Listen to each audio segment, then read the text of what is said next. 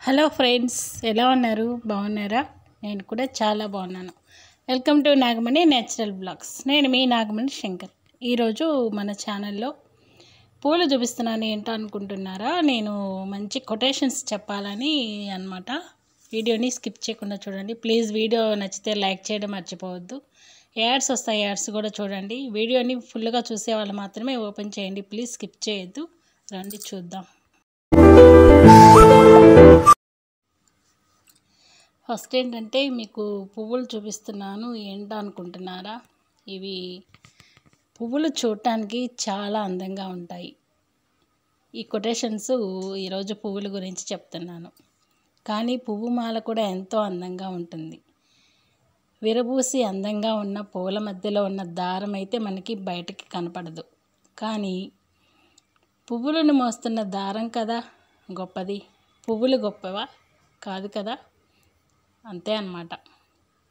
దారం మనకి ఎలాగ బయటికి కనపడకుండా ఉంటుందో ఆడపిల్ల మనసులో ఉన్న బాధలు కూడా అంతే అన్నమాట. ఎంతో చిరునవ్వుతో ఎంతో ఆనందంగా కనిపిస్తూ ఉంటారు.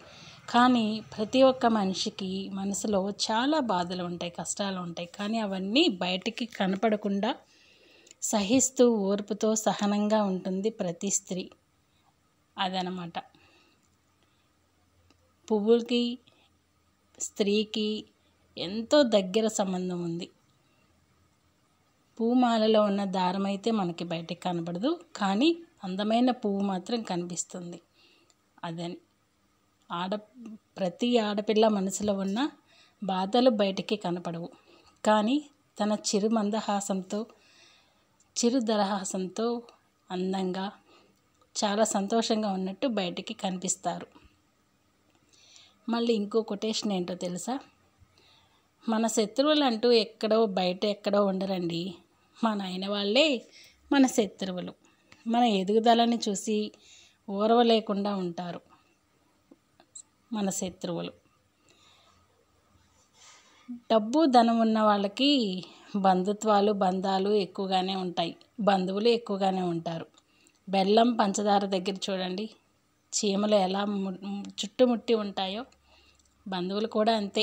మన దగ్గర ధనం ఉంటే మన దగ్గరికి వస్తారు, లేదు మనం కష్టాల్లో ఉన్నామంటే దూరంగా పారిపోతారు. అలాంటి వాళ్ళు అన్నమాట బంధువులు. స్నేహితులైనా అంతే, మనం మంచిగా ఉన్నప్పుడు మంచిగా ఉంటారు, లేదు మన కష్టాల్లో ఉన్నప్పుడు మనకి దూరంగా పారిపోతారు. అలాంటి స్నేహితులు మనకెందుకు? అన్ని బంధాల్లో ఏ బంధం గొప్పదో తెలుసా?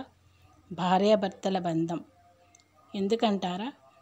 మన తల్లిదండ్రులు మన మీద పెంచుకున్న ప్రేమ, ఆ అనుబంధం, వాళ్ళు మన కన్నవాళ్ళు కాబట్టి ఉంటుంది. కానీ మనం ఎవరో తెలియదు, వాళ్ళెవరో మనకు తెలియదు, ఎక్కడి నుంచి వచ్చారో ఎలా ఉంటారో కూడా తెలియదు. కానీ మూడు ముళ్ళ బంధంతో ఒక్కటే నిండు నూరేళ్ళు జీవితాంతం ఒకరికి ఒకరు తోడుగా ఉండేది భార్యాభర్తలు.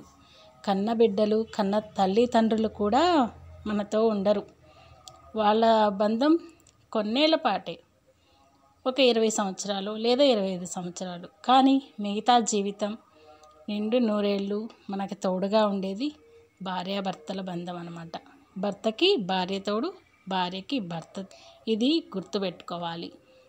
చిన్న చిన్న విషయాలకి, చిన్న చిన్న మాటలకి దూరం అయిపోతూ ఉంటారు. దగ్గరగా ఉన్నప్పుడు తెలియని విలువ దూరం అయినప్పుడు తెలుస్తుంది. మనం ఎంత పోగొట్టుకున్నామా, ఎవరిని పోగొట్టుకున్నామా, ఎంత ప్రేమ అనురాగాన్ని కోల్పోయామా అని దూరమైనప్పుడు మాత్రమే తెలుస్తుంది. అవునా కాదా? నాకు కామెంట్ సెక్షన్లో చెప్పండి.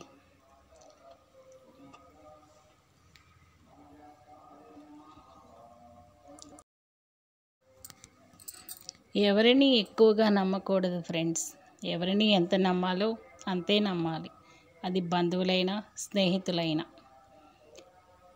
చాలామంది ఎదుటివారి నాశనాన్ని కోరుకుంటారు, కానీ మన నాశనాన్ని దేవుడు కోరుకుంటున్నాడని వాళ్ళకి తెలియదు.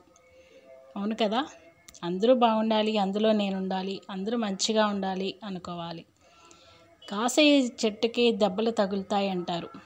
ఒక పండు చెట్టు ఉందనుకోండి, ఆ చెట్టుకున్న పళ్ళు కోసుకోవడానికి మనం కింద నుంచి ఎన్నో రాళ్ళు విసురుతాము. ఆ దెబ్బలను సహిస్తూ కూడా మనకి ఆ చెట్టు మంచి పండుని తినడానికి ఇస్తుంది. అవును కదా? థ్యాంక్ యూ అండి.